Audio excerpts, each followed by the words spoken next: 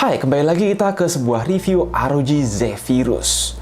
Bukan ROG Zephyrus G14 atau G15, melainkan ini adalah review dari Zephyrus M16 yang tahun lalu pertama kali kita review.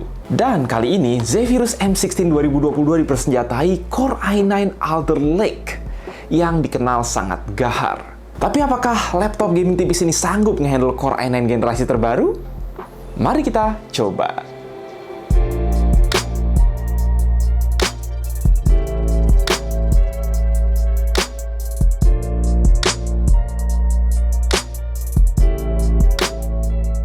ROG Zephyrus M16 sebagai salah satu laptop gaming 16 inch paling compact di dunia sudah diperkenalkan tahun lalu dengan CPU Intel Core generasi 11. Nilai jual laptop gaming kelas elite ini adalah desainnya yang kalem, nggak pakai nyala-nyala tapi keren, fitur lengkap, dan ukurannya nggak lebih gede dari rata-rata laptop gaming slim 15 inci.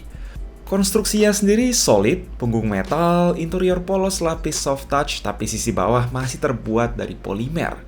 Tidak ada Animatrix nyala-nyala pada punggung, lebih mirip sama Zephyrus G15 standar.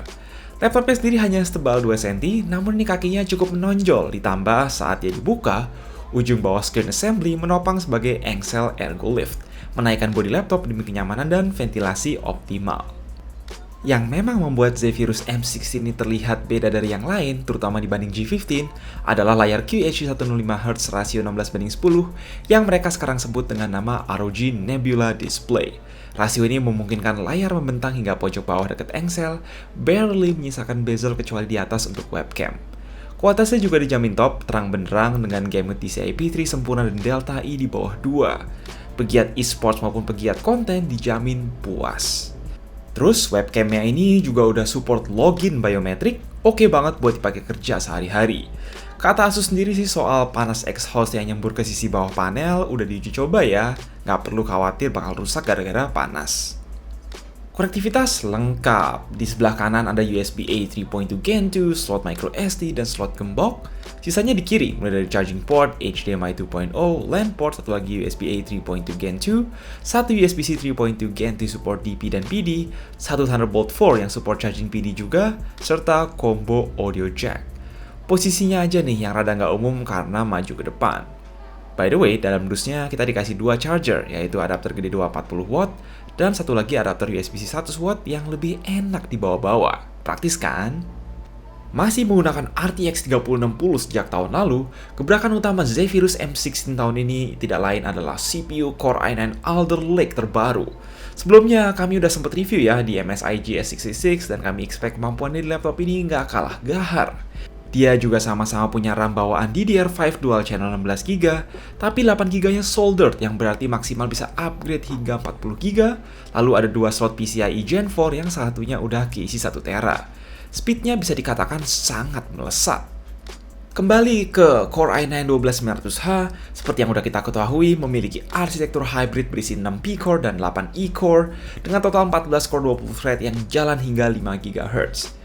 Jika kita lihat benchmark, tampaknya M16 berhasil memaksimalkan potensinya, bahkan memecahkan rekor Cinebench Note Reviews. Walau memang ada keterbatasan laptop tipis tidak bisa benar-benar memaintain skor di atas 3000. Nevertheless, ini sangat mengagumkan. Benchmark CPU Blender nggak nyampe 2 menit, coba beda 6 detik sama GS66, terus pas benchmark Premiere Pro, video 4K 5 menit kami berhasil diekspor dalam waktu 70 detik saja. Ini benar-benar rekor baru, lebih cepat dari semua laptop lain yang pernah kami tes. Perlu diingat saja bahwa pada peak performance, TDP Core i9 ini udah macam CPU desktop ya, yang makan listrik hampir 130 watt. Nanti kita bahas lagi ya soal panas abis bahas GPU sebentar. M16 yang kami pegang adalah varian RTX 3060.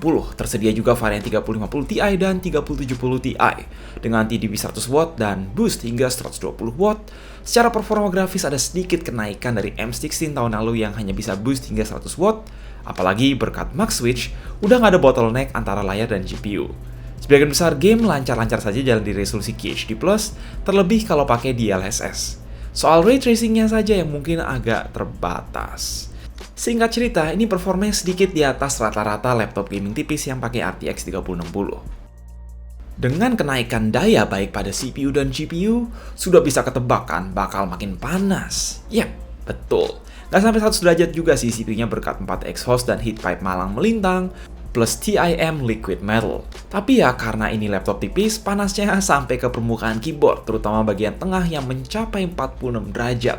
Belum bikin tangan sakit, tapi ya lumayan mengganggu. Untung stress test tetap lulus, meski suara tentu lebih kencang dari ROG Strix mencapai kisaran 47 desibel, lebih kencang dari rata-rata laptop gaming. Rasanya Zephyrus kali ini memang benar-benar mau mentokin performa, tentu bisa diturunin sih ya soal panas dan noise-nya ini, dengan menonaktifkan mode turbo. Mengikuti doktrin Zephyrus yang mentingin desain kalem, satu-satunya elemen RGB di sini adalah keyboard. Itu pun hanya satu zona, yang penting keyboardnya nyaman, luas, key travel oke, ada cluster tombol volume dan armory crate yang berfungsi ganda sebagai 4 tombol makro di atas, dan tombol power terpisah. Sayang aja nih, nggak ada kolom khusus page up, page down, dan kawan-kawan. Terus tombol panahnya ini agak nyempil. Yang pasti touchpad juga luas dan sangat berkualitas. Daya tahan baterai actually udah sedikit lebih bagus dibanding Alder Lake lain yang kami udah coba, yaitu sekitar 6 jam mode battery saver. Masih ada sedikit PR lah intinya buat Intel soal efisiensi daya ini. Again, untuk sehari-hari, untungnya kalian bisa bawa charger USB-C yang sekaligus bisa ngecas HP atau tablet. Well, biar ada sedikit gambaran, kami actually nyoba ngegame pakai adapter 100 watt ini. Actually fine, kurang lebih kita dapat setengah performa yang tetap relatif lancar main PUBG setting high, bahkan Cyberpunk setting medium, dan CPU-nya masih sanggup render benchmark Blender dalam waktu 4 menit. Tetap bisa loh dipakai kerja berat meski jauh dari kecepatan penuh. Soal speaker, ada sistem quad speaker yang dijamin gak mengecewakan.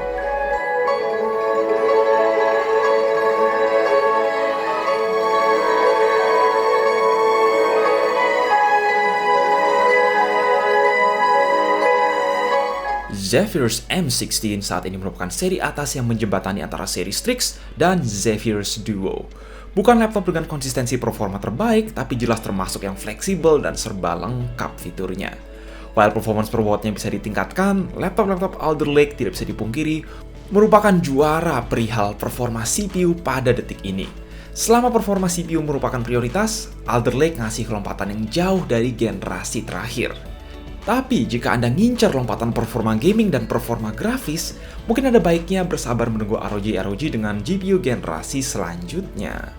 Stay tune terus buat laptop-laptop ROG Intel lainnya yang baru dirilis. Yang mau mending dipersilahkan. Jaga kesehatan, and as always, stay safe.